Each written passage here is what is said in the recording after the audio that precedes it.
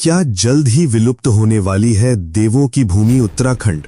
कहीं भविष्य मल्लिका और हिंदू धर्म ग्रंथों और पुराणों की भविष्यवाणी सच तो नहीं हो रही?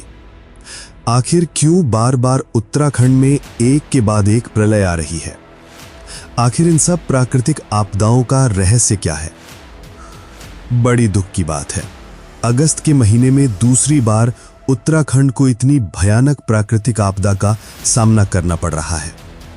शुक्रवार रात 22 अगस्त 2025 को उत्तराखंड के चमोली गांव के धराली में बादल फटने की खबर ने सबको हिला कर रख दिया। सांगवाड़ा गांव में एक युवती मलबे में दब गई, छेपड़ों में एक व्यक्ति लापता हो गया, घर ढह गए, सड़कें टूट गईं और इलाकों में अफरा तफरी मच गई। लेकिन ये कोई आम बात नहीं है, ये देवभूमि उत्तराखंड में बार बार हो रही तबाही का एक और अध्याय है। तो सोचने वाली बात तो ये है कि आखिर उत्तराखंड, जो देवों की भूमि कही जाती है, जहां कण कण में देवों का निवास माना जाता है, जहां स्वर्ग से हवा आती है, ऐसी देवताओं की धरती में एक के बाद एक प्रलय क्यों आ रही है? क्या उत्तराखंड सचमुच खत्म होने की कगार पर है या इसके पीछे कोई ठोस वजह है? तो चलिए सबसे पहले इस तबाही के इतिहास को बारीकी से समझते हैं।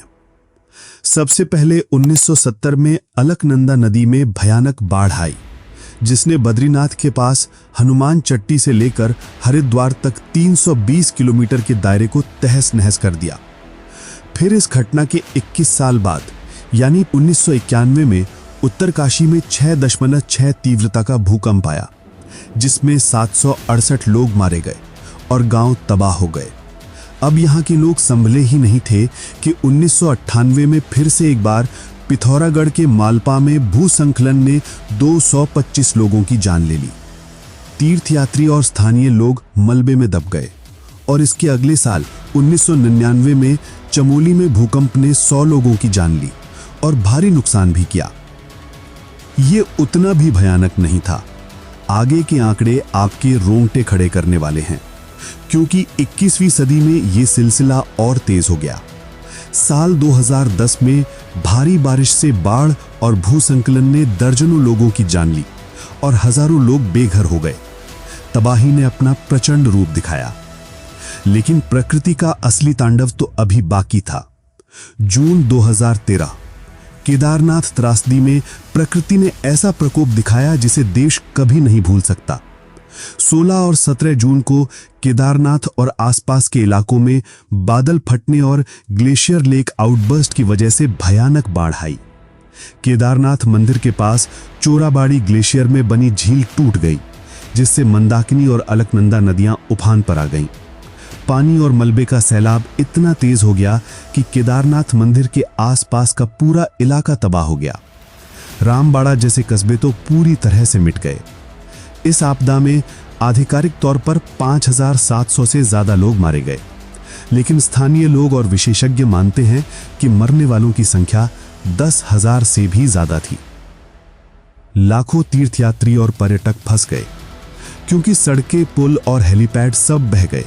हजारों घर, दुकानें और होटल नष्ट हो गए। केदारनाथ मंदिर को भी बहुत नुकसान पहुंचा, हालांकि मुख्य मंदिर किसी चमत्कारिक रूप से बच गया। गौरीकुंड, सोनप्रयाग और अगस्त्य मुनि जैसे इलाके पूरी तरह से जलमग्न हो गए। इस त्रासदी की वजह थी भारी बारिश और ग्लेशियर लेक का टूटना। मौसम विभाग के मुताबिक 16 जून को केदारनाथ में 24 घंटे में 325 मिलीमीटर बारिश हुई, जो सामान्य से कई गुना ज्यादा थी। लेकिन प्रकृति का प्रकोप यही नहीं थमा, क्योंकि एक बार फिर से फरवरी 2021 में चमोली में ग्लेशियर टूटने से धौलीगंगा और ऋषिगंगा नदियों में बाढ़ आई। 2 हाइड्रो इलेक्ट्रिक प्रोजेक्ट्स नष्ट हो गए। 200 से ज्यादा लोग मारे गए। वैज्ञानिकों ने पुष्टि की कि एक चट्टान बर्फ के हिम संकलन से शुरू हुआ, जिसे ग्लोबल वार्मिंग ने और बढ़ाया। और अब 2025 तो लगता है जैसे मनुष्यत लेकर आया हो उत्तराखंड के लिए। अभी 20 दिन पहले ही 5 अगस्त को उत्तरकाशी के धराली गांव में बादल फटा, या शायद ग्लेशियर लेक आउटबर्स्ट हुआ। बाढ़ और मलबे ने होटल, घर और सड़कों को बहा दिया। कई इमारतें पूरी तरह से ध्वस्त हो गईं और सड़कें अवरुद्ध हो गईं।